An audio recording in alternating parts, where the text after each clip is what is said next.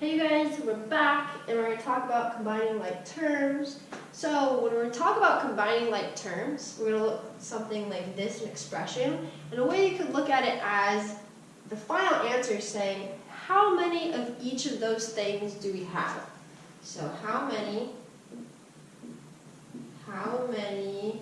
of, let's say, each item do we have?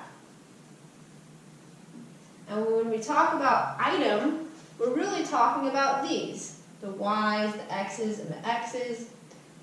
And when we talk about each item, we have to group them together by like terms. So sometimes when we see a y or an x or x squared, yx squared, any combination, we get really thrown off. So one thing I like to do is I like to change it up. So every time that I see a y, I'm going to put a heart. Okay, because it doesn't really matter that it's a y, it's just an item. Okay, and instead of an x, let's say that the x is a star. Okay, so if I now ask the question, how many of each item do we have? Well, you could tell me. Altogether, we have 6 hearts. So there was nothing to combine it with. It was by itself, but there's 6 of them. So 6 hearts. Plus, we have 4 stars plus 6 stars, so that makes 10. I'll put this down. That means we have 10 stars. Okay? The fact that these were the same, these were both x's, these are both stars, that means that these are like terms. Okay? Like terms have the same letter. They also have the same little exponent. On here is the little one that we can't see. What didn't happen? Well, when I added the stars with the stars, I didn't end up getting a little 2. So let me rewrite this back with our algebra. So if I wrote it, I would write 6y plus 10x. So nothing happened with the x, it just came along for the ride because the question is, how many of each item do I have? So now when I look back, I can say, well, I have 6 y's and I have 10 x's all together. Nothing changes with the y or the x. The only thing that's changing is how many total. So I'm adding the number in front, which is called the coefficient. So let's do a more complicated one.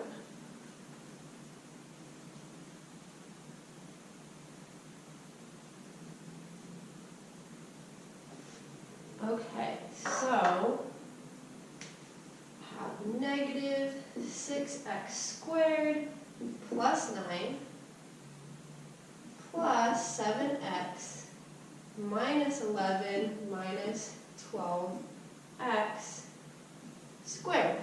Okay, so again, the question is, how many of each item do I have? All I am really doing is adding up the coefficients of each like term. So the first step I want to do is I want to put together the like terms close to one another. So I can see I have a negative 6x squared. So there's that guy. I also can see that I have a negative 12x squared. So when I gather together like terms, I also want to make sure that I can see that's a negative 12x squared, so I'm gathering the negative with it. I can see that I have a positive 7x. And then with my numbers, I can see I have a positive 9. And I can see I have a negative 11. So how many do I have of each of these items? Well, I'm just going to add the coefficients. Negative 6 minus 12, that's negative 18. I have negative 18 of what? Oh, I have negative 18 of those x squareds. I'm not doing anything with that x squared. It doesn't become x to the power of 4. Nothing changes. Again, it's just telling me what that item is. I have negative 18, negative 6, plus negative 12. I have negative 18. Of those, how many do I have of the x's? Well, I still just have that 1. It's right there. And then the last thing, how many, let's put that in red to show that of that item. So I have 7 of those x's. And then the last thing, I have a 9 minus 11. How many do I have of those straggler numbers that don't have anything attached? Oh, I have 2 of them. So that's my final answer, okay? All the like terms are together. Those are them, those are them, those are them. It's kind of like if I went to a dog park and I had a bunch of terriers running around, I had a bunch of German shepherds, huskies, mutts, whatever. And I would say, how many dogs of these different breeds do I have? Oh, I have 7 huskies, I have 5 mutts, I have 3 pit bulls, okay? So I'm gathering like terms together. This is just signifying what it is. That's all. Other things to say about it, when I put the x squared first, when I put the highest degree first, followed by the next and then the number, this is called standard form. So that's also something that's nice to put it into. So that's called standard form. Okay, so we're going to do one more.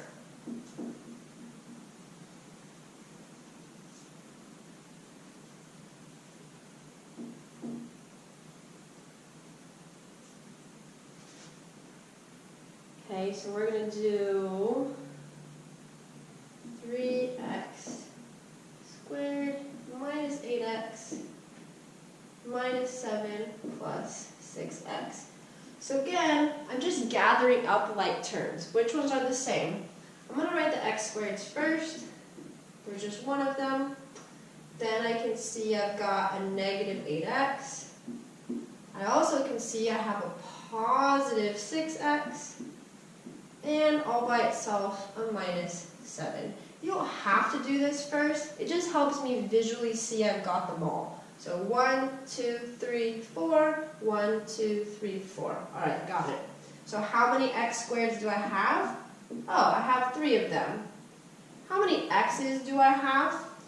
Well, I had negative 8 of these plus 6. So altogether, I have negative 2 of them. And then there's my straggler. And again, nothing changed when I put these x's together, okay? The degree of that, the exponent, nothing changed. The only thing changing is the coefficient, what's in front, okay? How many are there? Oh, well now I have negative 2. All right, that's it for this video. The last video, distributive property, is going to bring in some of these combining like terms with it. And I will see you in just a bit. Thanks for watching. GoPro, stop recording.